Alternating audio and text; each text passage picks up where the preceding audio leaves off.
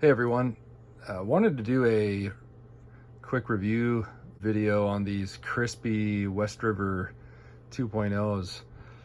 I haven't seen a lot of videos put out on these West Rivers. It's an exclusive Crispi boot made for Scheels, and did some looking around online and just really didn't see much about them. Scheels put out a short video, and Crispi did a video on the West Rivers. I think it was the original West Rivers, the first version of them. So anyways, just wanted to, I guess, do some up close shots and spin the boot around and just show folks what they look like. I've had them for a couple weeks. I've put maybe 5 miles or so on them. So far they've been good. I've just been going out from our place here and traipsing around a little bit.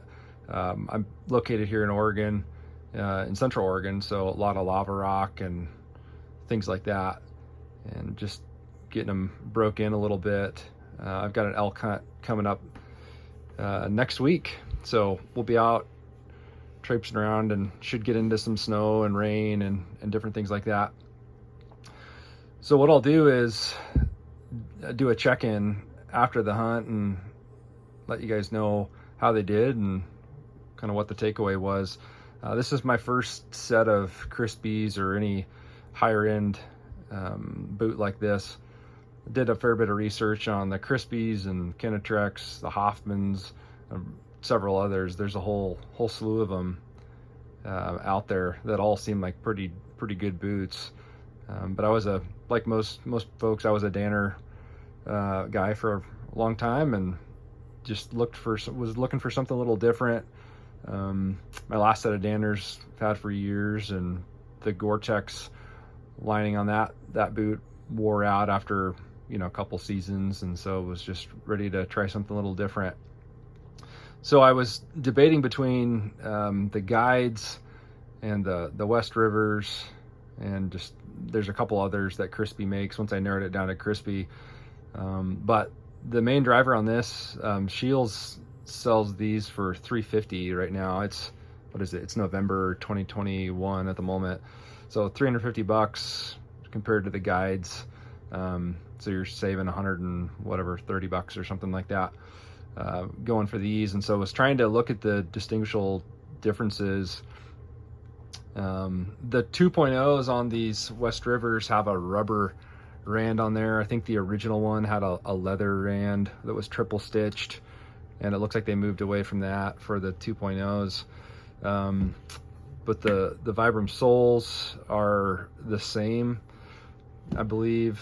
The midsole looks the same as the guides. Yeah, so overall, I think the only thing that they're missing is the ankle bone support system, the ABSS that they talk about. I mean, that being said, they just my first time getting into a boot like this, they feel amazing. Way more supportive than any other boot I've had, and I would almost liken it to a like maybe 25% a downhill ski boot and 75% just a traditional boot. So like the flex and all that, I think they call this a 3 flex on their Crispi's scale there. It's just like the perfect combination of a lot of good support, so far, at least, just on the few miles that I've put on them, and still feeling like you've got some flexibility if you need to have it. So yeah, looking over these, the rubber rand, like I talked about, you can see that the inside here, this is a really supple, malleable leather, and then the outside is a pretty thick, tough, similar to what you see on the other boots that Crispi makes, the guides and whatnot. This upper area here is almost like a neoprene type material. Feels durable, like it's not gonna fall apart or anything, but I think you may get leather all the way up, a little higher on the higher end Crispis. But for me, by and large, it just seemed like this checked enough of the boxes, and at $350 instead of 480 or whatever the guides were. That's just what kind of tipped me this direction on these. So yeah, like I said, I will do a check-in after this elk hunt, let you know how things went and what the kind of final verdict is after that first hunt. But so far, super comfortable. The other thing too is you hear about the toe box on these Crispies. I don't have a particularly wide foot. I don't usually order like the double E version of stuff, but they feel really roomy in the toe box, but yet, you know, the heel is pretty narrow still and supportive, and not too narrow at all. I mean, it feels like it's just the perfect fit. But yeah, we'll get out, see how they do, and I'll keep you posted. So I'll cut now and resume in a little bit.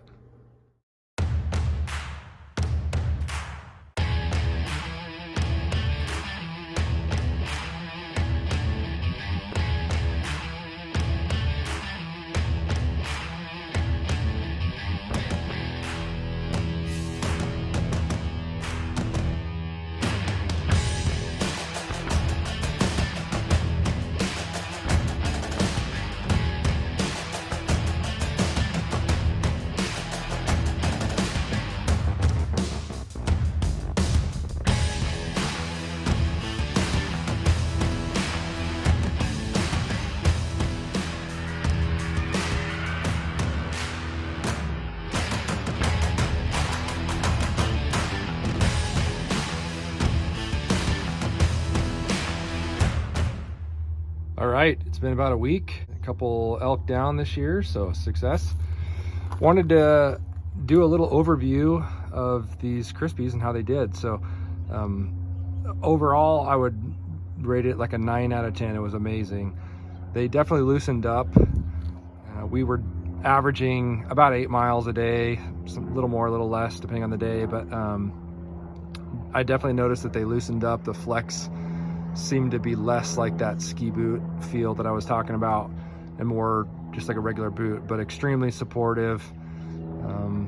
We saw a ton of snow, rain, all kinds of nasty terrain, rocks, elevation changes, dry and sunny days. Most days I cleaned them off and tried to keep them as clean as possible. I got back, you know, later last night.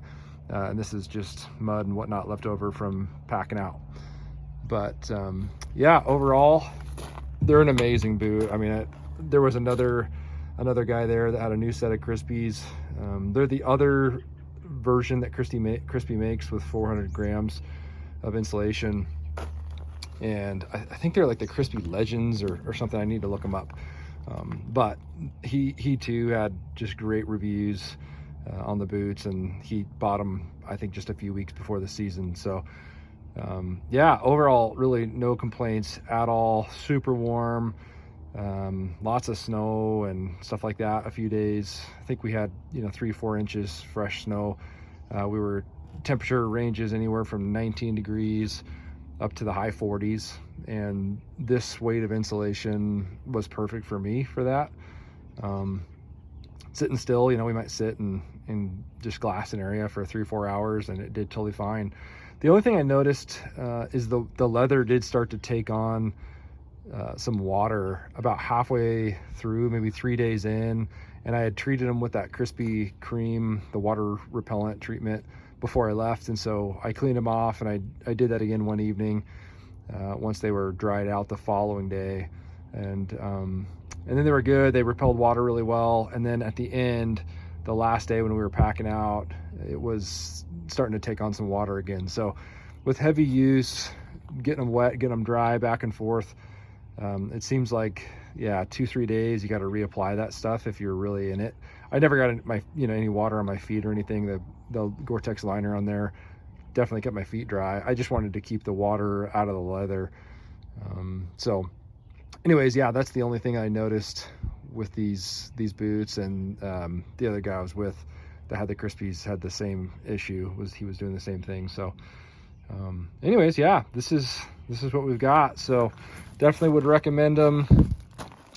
You can see, yeah, you can see they had a little water retention there showing up. So I'm gonna clean them off and get them treated again and get them ready for the next outing. So hopefully this gives you guys a sense of what they're like, and just in general for Crispis, what you can expect. Really good boots, extremely comfortable, not a single blister or anything like that.